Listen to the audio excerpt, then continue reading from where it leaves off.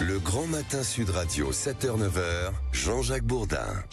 Il est 8h14. Oui. Vous êtes 8h14, vous êtes sur Sud Radio. Elisabeth Lévy, bonjour. Bonjour Jean-Jacques. Bon, alors, la victoire de Trump, est-ce que la France a des leçons à tirer ? Ah oui, alors. Pas à donner, hein. À tirer. Parce que j'ai vu une longue conversation hier entre Emmanuel Macron et Donald Trump. 26 minutes de conversation.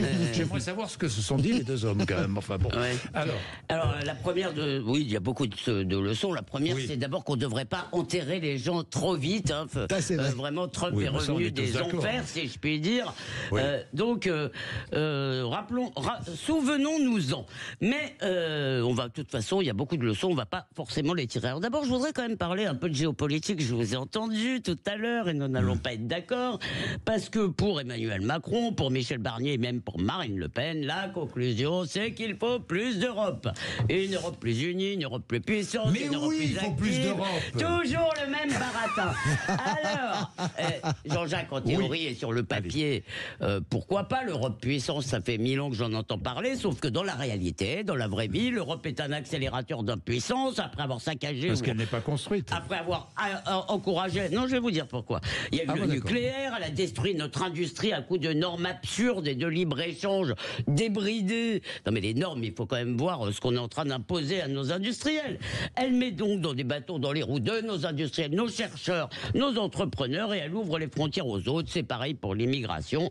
Et Trump, eh bien, c'est tout le contraire. Trump, c'est quand même, ça m'intéresse plus, disons, de vous le dire, c'est un discours national. Et la puissance, ben oui, la puissance, ça va avec la souveraineté. La souveraineté, ça va avec le peuple, donc avec une nation.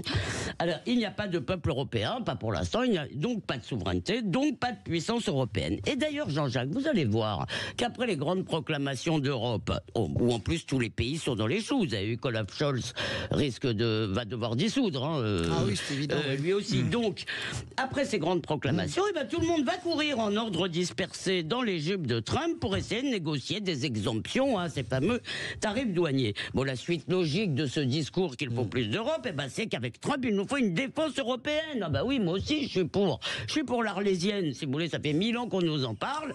Et les Allemands investissent des centaines de milliards dans leur armée. Ça, c'est plutôt une bonne chose. Et qu'est-ce qu'ils en font? Eh ben, ils achètent des armes et des systèmes américains. Ben oui, ça, c'est ça qui est insupportable. Donc, moi, je suis d'accord avec vous. C'est pareil pour toute l'Europe de l'Est, qui veut le parapluie américain et qui paiera aussi pour ça. Donc, nous, ce qu'on a de mieux à faire, et d'ailleurs, je suis honnête, c'est ce que Macron a fait de mieux, franchement, eh bien, c'est de préserver notre puissance militaire. Moi, je crois que la loi de programmation, c'était très bien. Bien, il y a aussi certaines similarités avec notre politique intérieure. Alors, François en a déjà un peu parlé, mutatis mutandis, évidemment, mais je dirais que oui, ici aussi, il y a un peuple qui ne veut pas devenir culturellement minoritaire chez lui. Ici aussi, on a la gauche, les médias et le tout Paris qui méprisent copieusement ce peuple old school, comme dit Michel Onfray, qui est réfractaire aux beautés de la modernité, du progressisme et du multiculti. Ici aussi, la gauche a cru se refaire la cerise avec une coalition Terra Nova des minorités. Ici aussi, elle traite de transphobes quiconque désapprouve la transition de genre pour les mineurs, de racistes ceux qui veulent réguler l'immigration et d'islamophobes les adversaires de l'islam politique. Bref, ici aussi, on hurle au fascisme à l'extrême droite dès qu'un parti porte ses aspirations identitaires. Alors, je crois pas du tout que Marine Le Pen soit Trump, c'est vraiment pas du tout le même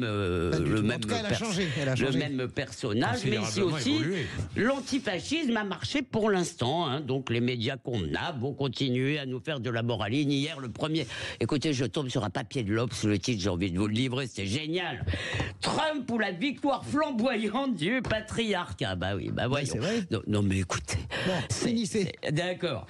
Alors, il devrait plutôt, je trouve, se demander pourquoi tant de gens apprécient ce qu'ils appellent eux le patriarcat ou le fascisme, et surtout méditer la leçon américaine, la vraie, c'est que les déplorables peuvent gagner. Françoise de Gaulle. D'abord, vous oui, êtes d'accord ou pas? il est vraiment déplorable parce que quand on fait le palmarès et le pédigré de Donald Trump, je veux dire, c'est quand même assez vertigineux. Et puis le palmarès de l'ensemble de ses déclarations, il n'y a pas simplement les bêtises sur Kamala Harris. Il y a je vais mettre la justice au pas, je vais envoyer l'armée contre les opposants. Il a 4 ou 5 procès d'évasion fiscale. Il a un procès pour complot contre l'Amérique. Oui. Non, mais c'est pas simplement ça. Il a une réalité dans ses déclarations, c'est absolument terrible. Je ne sais pas si vous allez nous m'expliquer pendant 5 minutes pourquoi vous ne voteriez pas Trump? Non, je vais juste vous dire que comparaison n'est pas raison et que ça ne sert à rien de faire le parallélisme des formes entre les États-Unis et la France. Les Insoumis se sont amusés à faire ça toute la journée hier. C'est complètement débile. C'est abscon. C'est vrai qu'ils ont fait ça. Mais ils ont fait ça toute la journée. La gauche n'existe pas. Sachez-le, sachons-le aux États-Unis. Donc voilà. Après, dire que on est parti en pèlerinage, comme je l'ai dit tout à l'heure, voter contre le wokisme, pas du tout. Trump est d'abord réélu avant tout sur la question de l'inflation. J'adore votre assurance. J'adore votre assurance. Vous balayez tout. Non, mais excusez-moi. Tout ce que disent les autres n'a aucun intérêt. Non, Elisabeth, est-ce que je peux terminer? J'ai pas ma grille de lecture. Oui, je vais vous laisser finir. Ben voilà, soyez sympa de me laisser finir. Vous l'avez déjà dit, vous le redites. Tout ce que disent les autres est stupide. Mais laissez-moi terminer. Je sais très bien que tout. Je sais très bien que de votre point de vue, c'est le wokisme qui a été battu. Moi, de mon point de vue, je regrette. J'ai pas prononcé le mot wokisme. Mais tout, c'est pas la peine. Vous l'avez pensé si fort que c'est dans votre papier. Non, mais au cœur des électeurs, c'était pas le wokisme. C'est pas du tout. C'était le pouvoir d'achat. Voilà, moi, je regarde juste les études, les études post-électorales. Je vous répondrai. Mais je veux finir, bon sang de bois, je veux finir une phrase.